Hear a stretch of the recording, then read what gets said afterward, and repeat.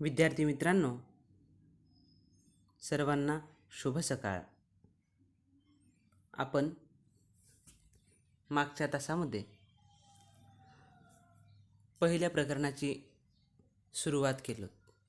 आपल्या पहिल्या प्रकरणाचं नाव आहे सामाजिक संस्था. या प्रकरणामध्ये सामाजिक संरचना या संकल्पनेचा अभ्यास मागच्या तासामध्ये आपण केलो होतो.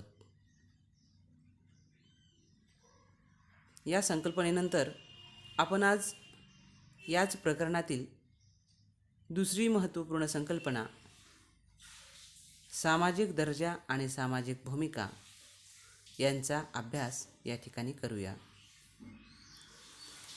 विद्यार्थी मित्रांनो, सामाजिक दर्जा आणि सामाजिक भूमिका हे दोन शब्द आपल्याला पुरेसे परिचयाचे आहेत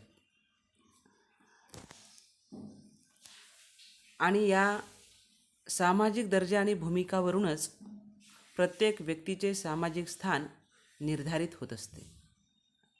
तर सर्वप्रथम सामाजिक स्थान म्हणजे काय आणि ते कशावर निर्धारित आहे हे आपण पाहूया.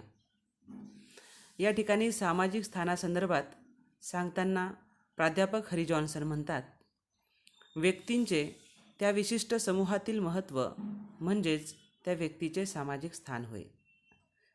याचा अर्थ असा की प्रत्येक व्यक्ती वेगवेगळ्या समूहात, वेगवेगळ्या गावात, वेगवेगळ्या प्रदेशात राहत असतो आणि त्या गावात, त्या प्रदेशात राहत असताना त्या व्यक्तीचं त्या गावातील, त्या गावाच्या समूहातील त्याचं जे महत्त्व आहे त्या महत्त्वालाच, अर्थात त्या समूहात त्याची जी किंमत होते त्या किंमतीला, त्याच्या महत्त्वाला सामाजिक स्थान असे म्हणतात. आणि हे जे सामाजिक स्थान आहे हे पुढील आकृतीवरून आपल्याला असं लक्षात येईल की सामाजिक स्थान हे सामाजिक दर्जा आणि सामाजिक भूमिका यावर आधारलेला आहे. म्हणजे सामाजिक स्थानाचा जो पाया जो आहे तो सामाजिक दर्जा आणि सामाजिक भूमिका आहे. या आकृतीवरून आपल्याला असं लक्षात येते की कोणत्याही व्यक्तींचे सामाजिक स्थान हे त्यांच्या सामाजिक भूमिका व सामाजिक दर्जा यावरून निर्धारित होत असते. तर या ठिकाणी आपण पाहूया की सामाजिक दर्जा कशाला म्हणतात आणि सामाजिक भूमिका कशाला म्हणतात, ज्यावरून त्या व्यक्तीचं सामाजिक स्थान निर्धारित होत असते. तर सर्वप्रथम या ठिकाणी सामाजिक दर्जा कशाला म्हणतात याचा आपण अभ्यास करूया.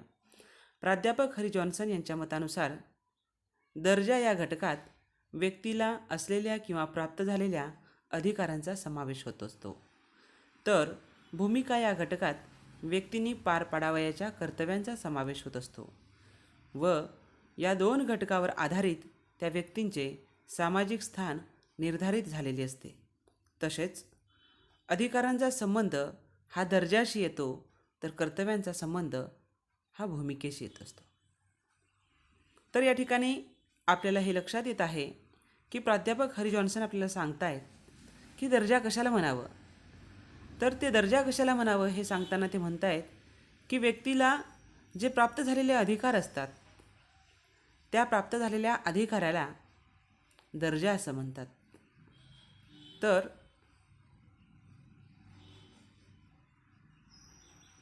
भूमिका कशाला म्हणावं, तर व्यक्तीला ज्या ज्या कर्तव्य पार पाडायचे असतात त्या कर्तव्यांचा समावेश हा भूमिकेमध्ये असतो. यानंतर दर्जासंदर्भातील विविध शास्त्रज्ञांच्या व्याख्या आपण या ठिकाणी पाहूया. आर टी लेपियर हा सामाजिक विचारवंत दर्जाची व्याख्या सांगताना म्हणतो, समाजात व्यक्तीला जे स्थान प्राप्त होते त्या व्यक्तीच्या स्थानाचा विचार प्रामुख्याने सामाजिक दर्जा या संज्ञेत केला जातो. म्हणजे लेपियर या ठिकाणी सांगतायत की प्रत्येक व्यक्तीला समाजामध्ये एक विशिष्ट स्थान आहे. त्या व्यक्तीच्या स्थानाचा विचार हा सामाजिक दर्जा या संज्ञेमध्ये केला जातो. म्हणजे आपण प्रत्येक तरुणी ज्या समाजात, ज्या कुटुंबात, ज्या समूहात, ज्या गावात, ज्या प्रदेशात आपण राहत असताना वेळ काळ प्रसंगानुसार आपल्याला एक विशिष्ट स्थान, एक दर्जा प्राप्त होत असतो, एक किंमत, एक महत्त्व प्राप्त होत असते. त्याला दर्जा असं म्हणतात. आणि त्या दर्जेनुसार आपल्याला भूमिका पार पाडायच्या असतात. त्या दर्जेनुसार आपल्याला कर्तव्य पार पाडायचे असते. तर या ठिकाणी दुसरा विचारवंत रोल्फ लिंटन हे म्हणतात, कोणत्याही व्यक्तीला समाज व्यवस्थेत विवक्षित काळी जे स्थान असते त्या स्थानाला दर्जा असे म्हणतात. म्हणजे प्रत्येक व्यक्तीला समाज व्यवस्थेमध्ये वर्तमान काळी किंवा कोणत्याही काळामध्ये त्याला जे स्थान असते त्या स्थानाला दर्जा असं म्हणतात. तर तिसरे विचारवंत ऑगबर्न आणि निमकॉफ म्हणतात, समूहातील व्यक्तींच्या स्थानाचे प्रतिनिधित्व दर्जा करत असतो. म्हणजे प्रत्येक व्यक्तीला समूहामध्ये जे स्थान असते त्या स्थानाला दर्जा असं म्हणतात, असं ऑगबॉर्न आणि निमकॉफ म्हणतात. या सर्व व्याख्यांचा मथितार्थ असाच दिसून येतो की प्रत्येक व्यक्तीला समाज जीवनात जे जे स्थान असते त्याला सर्वसामान्यपणे दर्जा असं म्हणतात. या दर्जेचे दोन प्रकार सर्वसाधारणपणे आढळून येतात. एक अर्पित दर्जा, जे जन्माने प्राप्त होत असते, नैसर्गिकरित्या प्राप्त होत असते. आणि दुसरा दर्जा हा अर्जित किंवा संपादित दर्जा, जे स्वकर्तृत्वाने प्राप्त करावे लागते. जसं राजाच्या घरी राजपुत्र जन्माला आला तर तो राजपुत्र देखील सर्वसामान्य नागरिक न राहता राजपुत्र राहतो. त्यालासुद्धा राजाप्रमाणेच राजपुत्राचा दर्जा हा प्राप्त होत असतो. तो दर्जा कसा प्राप्त झाला? तर जन्माने प्राप्त झाला.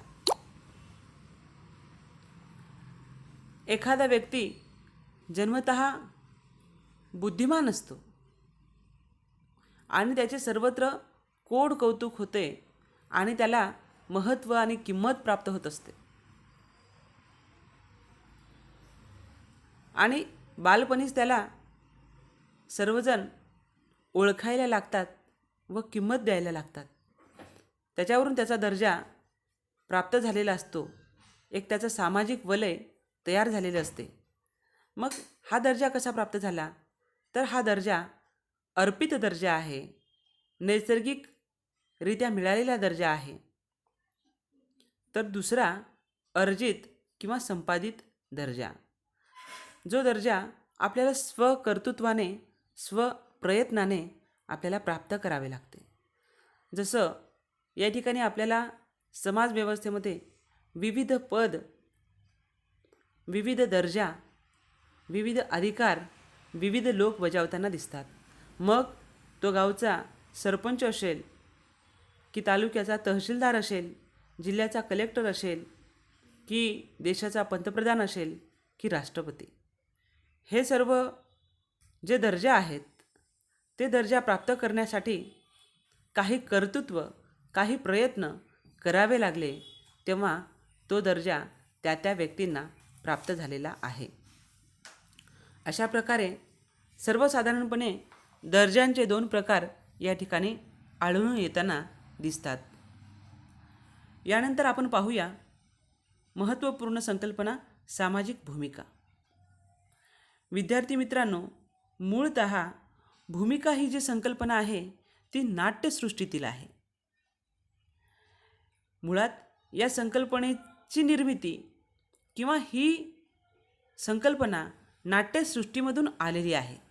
यानंतर या संकल्पनेचा प्रामुख्याने वापर मानसशास्त्रामध्ये देखील करण्यात आलेला आहे.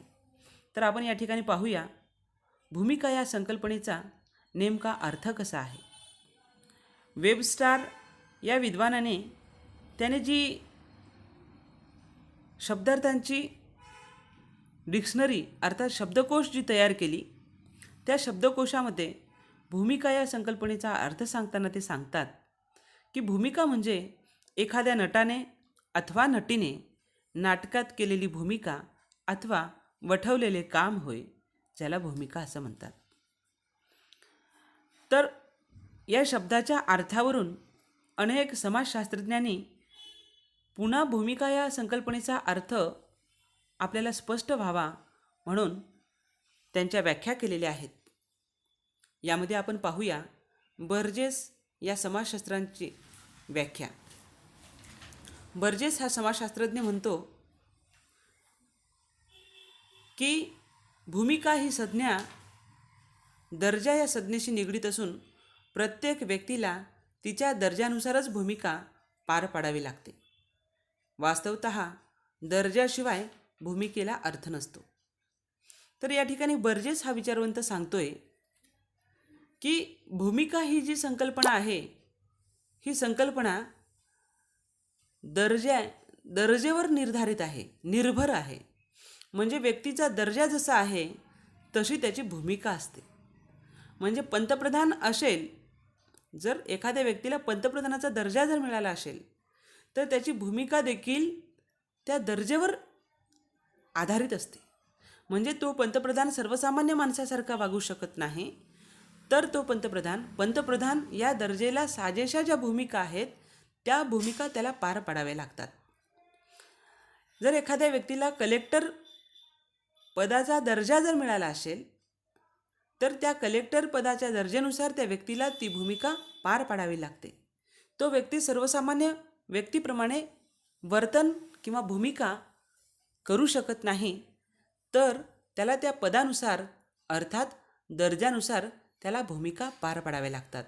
म्हणून बर्जेस या समाजशास्त्राचं मत या ठिकाणी आपल्याला पटण्यासारखे आहे की दर्जेनुसार भूमिका प्राप्त होत असतात आणि दर्जेशिवाय भूमिकेला अर्थ देखील नसतो. आपण आपल्या घरात सांगत असाल किंवा आपण म्हणत असाल, उदाहरणार्थ आपण स्वतःला पंतप्रधान समजलो आणि पंतप्रधानासारखे भूमिका आणि वर्तन आपण ठेवायला लागलो, तर या आपल्या भूमिकेला, आपल्या वर्तनाला कोणी विचारेल काय? तर मुळीच कोणी विचारणार नाही. कारण आपल्याला तो दर्जाच प्राप्त झालेला नाही. प्राप्त झालेला नसताना दर्जा आपण जर ती भूमिका पार पाडत असू तर आपल्या भूमिकेला कोणीही विचारणार नाही. म्हणून या ठिकाणी बर्जेस हा विचारवंत भूमिका या संकल्पनेचा अर्थ अगदी सहजतेनं स्पष्ट केलेला आहे की भूमिका हे दर्जेवर निर्भर आहे. दर्जेनुसार व्यक्तीला भूमिका पार पाडाव्या लागतात. यानंतर तिसरी व्याख्या आपण पाहूया रोल्फ लिंटन या विचारवंतांची. दर्जाची क्रियाशील बाजू म्हणजे भूमिका होय. अगदी 5-6 शब्दामध्ये रोल्फ लिंटन यांनी भूमिकेची व्याख्या या ठिकाणी सांगितलेली आहे. दर्जाची क्रियाशील बाजू, दर्जा हे स्थिर आहे, तर त्या दर्जाची क्रियाशील बाजू म्हणजे भूमिका आहे. यानंतरची व्याख्या किंबॉल यंग यांची आहे, ते आपण पाहूया. व्यक्ती जे कार्य करते किंवा जी काय कृती पार पाडते त्यास भूमिका असे म्हणतात. म्हणजे आपण दैनंदिन व्यवहारामध्ये जी काही भूमिका पार पाडतो, जी काही कार्य करतो, जी काही कृती करतो, त्या सर्व कृती आणि कार्यांना भूमिका असं म्हणतात. मग त्या भूमिका वेळ काळ प्रसंगानुसार आपल्याला जसजसे दर्जा प्राप्त होत असतात त्या त्या दर्जेनुसार आपण त्या कृती करत असतो. त्या सर्व कृतींना भूमिका असे म्हणतात. यानंतर लिओनाइड ब्रूम आणि फिलिप्स यांची व्याख्या आपण या ठिकाणी पाहू. विशिष्ट दर्जांशी अनुरूप असा वर्तन प्रकार म्हणजे भूमिका होय. म्हणजे आपल्याला वेळ काळ प्रसंगानुसार ज्या ज्या दर्जा प्राप्त होत असतात त्या दर्जेला अनुसरून आपण जे कार्य करतो, ज्या भूमिका पार पाडतो, त्या भूमिकांना किंवा त्या कार्यांना भूमिका असं म्हणतात. अशा प्रकारे लिओनाइड ब्रूम आणि फिलिप्स हे सांगत आहेत. म्हणजे या ठिकाणी एकंदर भूमिकांचे देखील वेगवेगळे प्रकार आहेत, दर्जांचे देखील वेगवेगळे प्रकार आहेत आणि हा दर्जा आणि भूमिका हे वेळ काळ प्रसंगानुसार बदलत असतात, गतिशील असतात आणि कधी ते जन्माने प्राप्त होत असतात, नैसर्गिकरित्या प्राप्त होत असतात, तर कधी ते आपल्याला संपादन करावे लागते, प्राप्त करावे लागते. तर एकंदर या तासामध्ये आपण या दोन संकल्पनेचा अभ्यास करण्याचा प्रयत्न केलो. यामध्ये सामाजिक दर्जा यांच्या व्याख्या, यांचा अर्थ आणि सामाजिक दर्जांचे प्रकार, तसेच सामाजिक भूमिका यांच्या व्याख्या, यांचा अर्थ व त्यांचे प्रकार या ठिकाणी आपण जाणून घेतलो. एकंदर या व्याख्यांच्या स्पष्टीकरणावरून आपणास सारांश रूपानं असं सांगता येईल की दर्जा आणि भूमिका ह्या दोन वेगळ्या संकल्पना जरी असल्या तरी त्या परस्पर पूरक आहेत. ते एकमेकावर निर्भर आहेत, आधारलेले आहेत.